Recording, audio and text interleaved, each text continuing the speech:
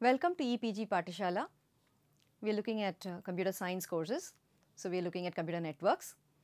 So, in today's module, we will be looking at routing which is used in the IP networks. So, specifically we will be looking at the distance vector routing and we will also look at the RIP protocol. Okay.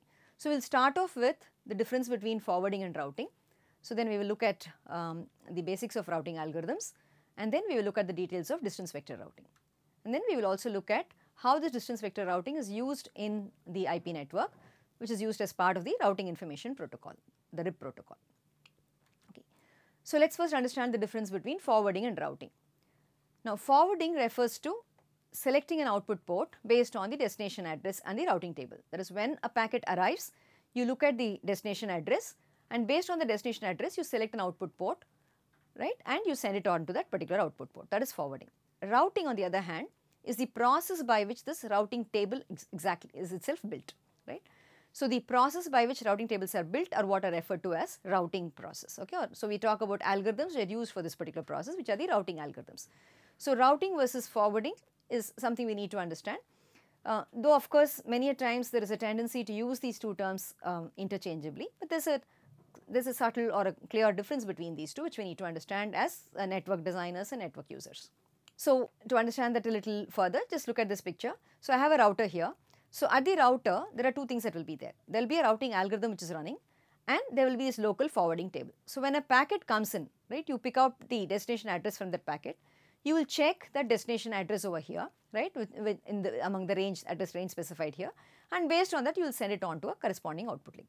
So, this routing algorithm, this determines the end-to-end path through the network, right. So, this is fixed based on how you reach the destination based on the end-to-end path information. Now, this information, this determines the local forwarding at this router. That is, at this router it has to be sent on this particular path, right. That is, it has to be sent out through a particular output link. So, that information is what is specified by the forwarding mechanism. Routing algorithm is the one that is responsible for identifying the end-to-end path throughout the network. So, if in the forwarding table, so if you look at information that is there in the forwarding table and the information that will be there in a routing table, okay, to understand the difference a little further. So, the forwarding table, we know that is used whenever the packet is forwarded, right. So, it must contain enough information to accomplish this forwarding function. So, what is the information that it should have? So, every row in the forwarding table would definitely contain a mapping from the network number, right, the destination network number, to an outgoing interface and also some MAC information such as Ethernet address or whatever of the next hop.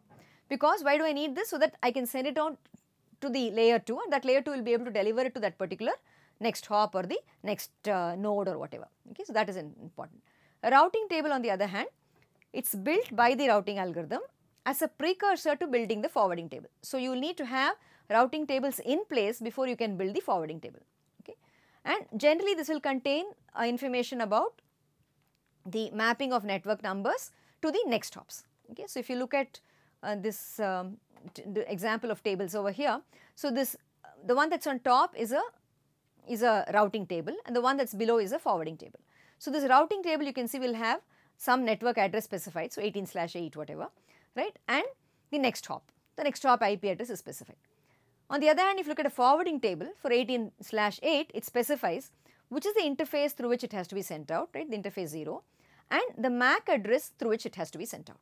Okay. So, which means it would correspond to this IP address, but corresponding to this IP address, this MAC address is also given, the mapping is already done, it is given.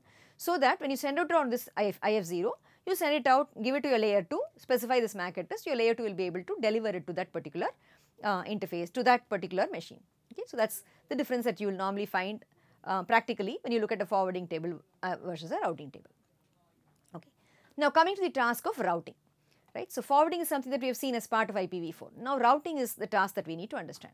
So, routing as we said is all about selecting a path from a source to a destination. So, what are the goals of routing? Okay. So, the routing that we are doing, the algorithm that we are doing, that we need to come up with has to be efficient. So, what do you mean by efficient? It should support low delay, high throughput and so on, right. It should be scalable, which means that even if the number of nodes increase, number of routers increase, number of networks increase, your algorithm must be scalable, must be able to cope with all that increase in number. It should be stable. So, which means if you just found out a particular route Okay, I should not be changing that route frequently and saying that, okay, now I have a different route. Okay, so you should be able to identify stable routes, because that's important for the efficiency of the network as a whole.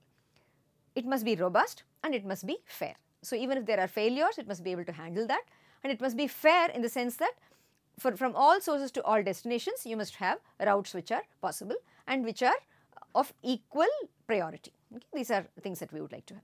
Of course, if you need to give high precedence or high priority to a particular path or to a particular node, set of nodes, that should also be possible. Okay? But in general, like you to have these the goals that we just mentioned over here. Okay. And the way we normally go about doing this is by modeling the network as a graph. In order to find the route to go from any source to any destination, we model the entire network as a graph, okay, and identify this problem of finding a route, right, of finding a path from the from a source to a destination as the problem of finding the lowest cost path between any two nodes. Now, we know from our graph theory that the moment you have a graph, you can always find the shortest path between or the lowest cost path between any two nodes. Okay. So, we basically need to find, suppose I want to find a path from C to F, I am looking at a path where the cost of the path is a least cost path. So, and we also know that the cost of the path will be equal to cost of all the edges that make up the path. Okay. So, you need to find out which are the edges and which are the what are the costs, identify the least cost path, and from that you should be able to find out the least cost path, and therefore the route to be taken from the source to the destination. Okay. This is the basic idea that is used, and you will see that most of the routing algorithms use this basic idea, this model of network as a graph. Okay. So, going a little further, so mathematically we represent graph G, right, as consisting of N and E. N is the set of the nodes which represent the set of routers, and E are the edges which represent the links. So, you have routers connected by links. You can easily understand why the network can be easily modeled as a graph, right, because we have routers and we have links between them. So, which directly corresponds to nodes and edges between them. So, you have E, which is a set of links, the set E, which consists of all the links that you have, right, the link between U to V, U to X, U to W and so on, all the different links that are specified over here. Okay. So, this is basically how the network is modeled as a graph. Okay. So, now how do I come up with this least cost path? Okay, that is the next thing that we need to understand. Okay. So, what we normally do for this, okay, for this is that the cost of any link, right, x to x dash, okay, so you can represent that as C of x comma x dash, okay, and you assign some value to that cost. Now, this cost that you are specifying, okay, could be 1, indicating that it is just, you are just counting the number of hops that you have between a source to a destination, between two nodes, okay, or it could be inversely related to the bandwidth. So, which means higher the bandwidth, lower the cost, it will reach faster, or it could be inversely related to the congestion. If you have a higher congestion, you would actually have, you may not want to take that path, right. So, you may give a higher cost to that particular path and so on. Okay. So, you can determine the cost of each of these links, right, the cost that is that you are assigning to these edges based on various criteria, based on the criteria that you want to have to determine an optimal path from a source to the destination. Okay. So, we have various options that are available over here. Okay. And the cost of the path, okay, to go from x1 to xp, where you are visiting x2, x3, etc. in between, basically is sum of all the intermediate costs, right. So, C of x1 plus x1, x2 plus C of x2, x3 plus C of x3, x4 and so on, all the way up to C of xp minus 1 to xp. Okay. So, this is basically how the cost will be calculated. Okay. So, the key question is, what is the least cost path between any two nodes u and z? And the routing algorithm's job is to find that least cost path, right. So, we need a routing algorithm which allows us to find this path. When you talk of routing algorithms of this nature, there are different types of or classification that we can talk about. One of the fundamental questions that can be asked in coming up with a routing algorithm is it going to deal with global information or is it going to deal with local decentralized information? So, when I say global information, it means that I need to have a complete picture of all the routers that are there in my network. The complete network's picture must be available to me, and based on that I will identify the path to be taken from any source to any destination. Okay. So, you need to have information about the complete topology and the link cost information. So, there are algorithms which work based on this kind of information, which is called, they are called as link state algorithms. Okay. The link state algorithm is an example of such a global information based algorithm. Okay. So, the other option is a decentralized algorithm. In decentralized algorithm, or you can also call it as a local information algorithm. Here what we do is, every router knows information about its physically connected neighbors. It does not know information about others. But based on the information that it has about its physically connected neighbors, by iteratively getting information periodically, exchanging information periodically with its neighbors, right, it will construct the path to be taken from the source to any other destination. Okay. The distance vector algorithm is an example of this kind of an approach. Okay. So, this is what we will be taking a look at now, distance vector algorithm. Okay. So, we have these two options, global information based algorithms and decentralized algorithms. Now, both have their own advantages and disadvantages. We will take a look at these two things in detail. Okay. Another question that can be asked with respect to routing algorithms is it static or dynamic? So, what do we mean by this? So, static would mean that routes would typically not change, but you can in a sense say that it changes slowly over time. Okay. Routes will change slowly over time. Dynamic would mean that routes change very quickly, more quickly, and therefore which means you need to have periodic updates, and whenever there is a link cost change, that should also be updated. Normally we go in for dynamic mechanisms because we do expect routes to change and we would like to have periodic updates, and if any change is there in the link cost, that also should be taken into account. Okay. So, we will now look at the distance vector algorithm, right, which basically makes use of decentralized information, okay, and also handles things in a dynamic manner. Okay. So, if you look at the distance vector algorithm, the basis for the distance vector algorithm basically is the Bellman-Ford equation, which is something you would be familiar with from your knowledge of graph theory, and you have also studied this in your algorithms. So, in the Bellman-Ford algorithm basically is used to identify the least cost path from any node x to any node y. Okay. So, if you let d of x of y indicate the cost of the least cost path from x to y, then dx of y is equal to minimum of c of x comma v plus dv of y taken over all v. Now, v is the set of all neighbors of x. So, for all neighbors of x, you find the cost from x to v plus the cost from v to y. So, c of x comma v is the cost to the neighbor v, dv of y is the cost from neighbor v to destination y. Okay. So, I find out basically the cost from all my neighbors to the destination y, add my own cost to reach that neighbor, okay, and the minimum of these will give me the least cost path. So, this is the basic Bellman-Ford equation. So, this is what is applied in the distance vector algorithm to find the least cost path to go from any node to any other node. So, as an example, let us look at this particular graph over here. Okay. So, you have x, y, z, u, v, w here, right. Now, clearly you can see that the distance between v to z, okay, distance of v to z, now there are many paths to go from v to z, but the least cost path, right, would be 2 plus 1 plus 2, right, that would be the least cost path. So, that will be 5. Now, similarly, dx to z, okay, would be 3, 1 plus 2, d of wz is again 3, right. So, these are things that we already can see very clearly, wz is 1 plus 2, 3. Now, if I want to say calculate the path, the distance between u to z, the cost bit of the path between u to z. So, du to z will be equal to minimum of, look at all the possibilities I have. From u I have 2 neighbors, right. From u you have, you can go 3 neighbors, you can go to v, you can go to x, and you can also go to w. So, minimum of c of u comma v plus distance from v to z.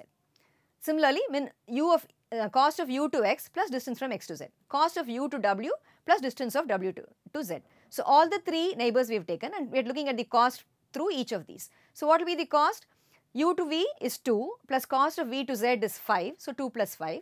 The next one is 1 plus 3, okay, and u to w plus wz is 5 plus 3, that is, okay. So, minimum of these, you can see 2 plus 5 7, you got 1 plus 3 4 and 5 plus 3 8. So, minimum is 4. So, this will be the least cost that we have. So, the path that we should be taking will be through u, right, u to x and x to z. So, that is the path that you take. So, the node which is achieving this minimum, right, that will be chosen as the next hop in the shortest path, and that is what will be used in the forwarding table. Okay. So, this is the basis of our distance vector routing algorithm. So, how do we actually exchange this information, how do we get this information and so on. So, here we saw this graph and we could easily identify all this information, but as part of an algorithm, how can this actually be implemented? Okay. So, if you look at this, what every node basically does is it maintains something called a distance vector. So, this distance vector basically says from x, right, from the node x to y, where y belongs to n. N is the set of all nodes, right? To all the nodes, it maintains its distance. So, we maintain this as a vector, okay? And every node x knows the cost to its neighbor, to each of its neighbors. So, C of x comma v is known to it, okay? And it also gets its neighbors' distance vectors, okay, by exchanging information, and it maintains that information as well and uses both this information to come up with the least cost path that we just talked about, okay? So, this is how it will do, alright. So, now, so the key idea is, from time to time, each node will send its own distance vector estimate to its neighbors. Initially, it will not have information about everybody, it will only have information about its neighbors. But similarly, its neighbors will have information about their neighbors. So, by exchanging information between neighbors, it slowly picks up information about neighbor's neighbor, their neighbors and so on, okay, that is the idea. So, when x receives a new distance vector estimate from the neighbor, it will update its own distance vector using the Bellman-Ford equation, okay, which is that again just as what we saw just now, right, minimum of C of x comma v plus dv of y for each node that you have. So, for each node, as it gets new information, it updates its vector, okay. And under natural conditions, over a period of time, you will find that dx of y will converge to the actual cost of the network. That is, all the elements that are there in your vector will start corresponding to the actual cost to the various nodes that are there in your network, okay, that is the idea. So, now this whole process is basically an iterative process and it is an asynchronous process. So, each iteration, okay, is caused basically by two things. One, there may be a change in the local link cost, okay, something could have changed with your local link. So, that will change the vector, or you could get a update message from your neighbor. Something could have changed at the neighbor and therefore, he could have sent you a distance vector update message. So, in both these cases, an iteration will be triggered, okay, and the whole process is distributed because each node notifies neighbors, right, its neighbors, and it does so only when its distance vector changes, okay, and those neighbors then notify their neighbors and so on, okay, if necessary, okay. If there is a change in their information based on the information it gets from one node, then it will inform its neighbors and so on. So, at each node basically what will happen is the following. So, it will wait for either a change in the local link cost or a message from the neighbor. When there is any change, it will recompute the estimates, right. When it recomputes the estimates, right, if the distance vector to any of the destinations has changed, then it will notify the neighbors. So, and this process will repeat. Now, this happens at each node. So, you can see that in a distributed manner, all the nodes, right, will pick up the correct information, they will converge to the correct information, okay. This is the basic idea of this distance vector algorithm. So, we take a look at an example. So, let us say we have the simple network here consisting of 3 nodes x, y and z. Okay, distance here is 2, here is 1 and it is 7 here. So, now initially the node at x will have information only about y and z, right. X to x is 0, y it has a distance of 2 because it is immediate neighbor, z distance is 7, immediate neighbor.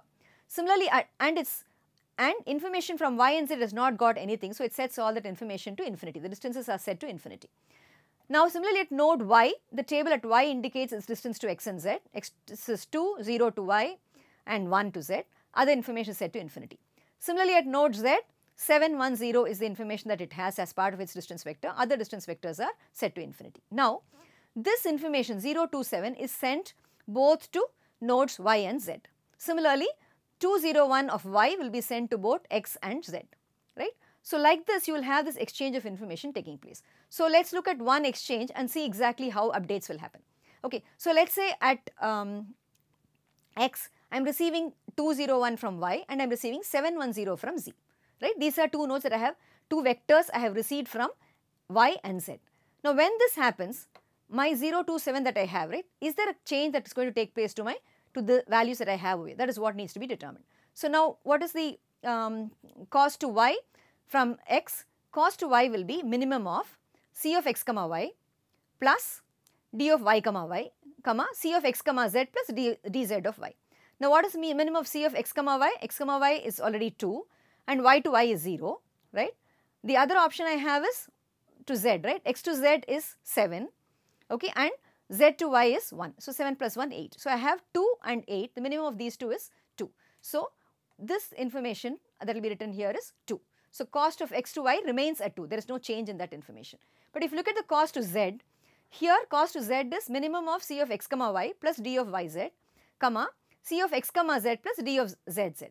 So x comma y is 2. Now distance from y to z is 1. So 2 plus 1. The other is 7 and 7 plus 0. Right? So if you compare 3 and 7, 3 is smaller. So you will see that z gets updated, the distance to z gets updated to 3. From 7 it has changed to 3, which means it has found that there is a shorter path than its direct path, which is through y. Okay? So that information is obtained in this exchange. So similarly, at every node, right, this kind of exchange will take place. So you can see the various exchanges that would take place here. There will be a change at each of these, and periodically, and because this value has changed here, right, similarly there will be no change in y, but there will be a change again in z, because z also you will be able to reach, from z you will be able to reach x through y. So here there will be a change and here there will be a change. So both these changes now will be sent to their neighbors, and you will see that in the third exchange all of them have got the correct information, right. So this is basically how the distance vector algorithm works. So just to give you another example of a slightly larger network, the only difference here is we have taken the costs of each of the edges to be 1, all are unit costs. So you can see that when you start off at A, for instance, A is connected to B, C, E and F. So its cost to B, C, E and F are set to 1, all the others are set to infinity. A to A of course is 0. Similarly, you will have the initial information for each of the, at each of the nodes. Okay. Now, the initial routing table at node A will be like this, right, showing just its cost to its neighbors and who the next top neighbors are. Okay. And the final routing table, after it's got all the information, it will have this updated cost and the updated next hop information. Okay. This is basically how it will be. Okay. So similar thing will happen at each of the nodes, and you will see that this will be the final destination that you get. Now you could actually work, I would urge you to work out this complete graph, right, the details for this graph, and arrive at this destination table. It will be an interesting exercise to understand how this whole thing basically works. So now we talked about this situation very nicely where everything converged very easily. Okay, but when links fail, there could be a possibility where things don't really converge so quickly. Okay, so we'll take a look at a case where it converges. We'll also take a look at a case where it does not converge so quickly. Okay, so let's look at this first example. So let's say I have this graph here. Let's say for instance the link between F to G has failed. So what will happen, F and G will both immediately identify that. So F will set its distance to G as infinity, okay, because that value has changed, it will send an update to A. Okay. So now what will A do? A will set its distance to G to infinity because it is using F basically to reach G. So its information also will be changed to infinity. Now A will receive periodic update from C with a 2-hop path to G. Now C can reach G through D. So C will send a distance of 2 to G, and that information that reaches A will allow A to set its distance to G as 3, right, because it can now reach it through C, and it will also send that update to F because something has changed here. So it will send this information to F. Now F will decide that it can reach G through in 4 hops via A. So it will make that update. So you can see that in about 2 or 3 exchanges, F gets to know that there is an alternate path to reach G, right. So this is a very nice situation. Now we look at a not so nice situation, okay, a slightly different circumstance for instance. So let's look at this case. Now same network, but let's assume that A to E link fails, okay, so the link from A to E goes down. Now look at what happens here. In the next round of updates, right, A will advertise a distance of infinity to E, okay. Now, but at the same time, B and C, right, both B and C could advertise a distance of 2 to E because already they have distances of 2 to E. Of course, they go through A, but without that knowledge, they can always send back that information. Now, depending on the exact timing of events, look at what could happen. Okay, node B, on hearing that E can be reached in 2 hops from C, will conclude that it can reach E in 3 hops and advertise that information to A because it got some information from C, right? Not from A. From A it got a distance of infinity, but from C it got a distance of 2. So it thinks it can reach E through C in 2 hops and sends that information to A. So now A will conclude that it can reach E in 4 hops and it will advertise that to C. So you can see that there is a kind of a circular thing that is happening over here. Okay. Node C now will conclude that it can reach E in 5 hops, okay, and the process will continue like this. So B now will think it can reach in 6 hops, A now will think it can reach it in 6 hops or 7 hops, and the whole process will continue. And this cycle will keep on continuing until the distances reaches some large number, right, which can be considered to be almost infinity. Okay. Now this is called the count to infinity problem. Now this is a problem that can affect the stability of the network. So this count to infinity is a problem that we need to tackle in the distance vector routing algorithm. So this problem is tackled in 2-3 manners. Okay, one is we normally use a relatively small number as an approximation of infinity. So you use a value normally which is about 16, because you don't expect number of hops to get more than 16. So you treat 16 as your infinity. So the moment it goes up to 16, you treat it as infinity. Another solution that is also provided is called as a split horizon solution. So what you do here is, if a node is sending a routing update to its neighbors, it does not send those routes it learned from each neighbor back to that neighbor. So I have already learned something from you, I don't give that same information back to you. Okay, for example, if B has the route E to A in its table, it knows that it has learned that information only from A. So it can't give back another information back to A saying, okay, that whenever it sends routing update to A, it does not include the route E comma 2 in that update. Okay, that way you can kind of solve this problem partially. There is also a stronger version of split horizon which is called as split horizon with Poisson reverse. Now here what happens is B will actually send back the information, but it will put negative information. For example, it will send the route as E comma infinity to A. So it says that my distance is infinity, so that definitely that route will not be chosen. Okay, so these are some solutions that are used for this particular problem. Okay. This distance vector routing protocol is what is actually used in the routing information protocol. Now there are many versions of RIP, V2 and NG and so on. So the RIP protocol is a very simple direct implementation of the distance vector routing. It uses a hop count as the cost metric, and you can go up to 15, and it restricts the size of the network to 15, and periodically routing messages are exchanged about every 30 seconds by means of advertisement messages, and each advertisement will consist of up to 25 routes. So the format of this is again very simple. You can look at what we have here. You will have a command, a version which tells you what version is and so on. And then you have information about the address. The address prefix, mask of that network, right, whatever mask, it might be a CIDR mask, it may be a subnet mask or whatever mask, and the distance to that network.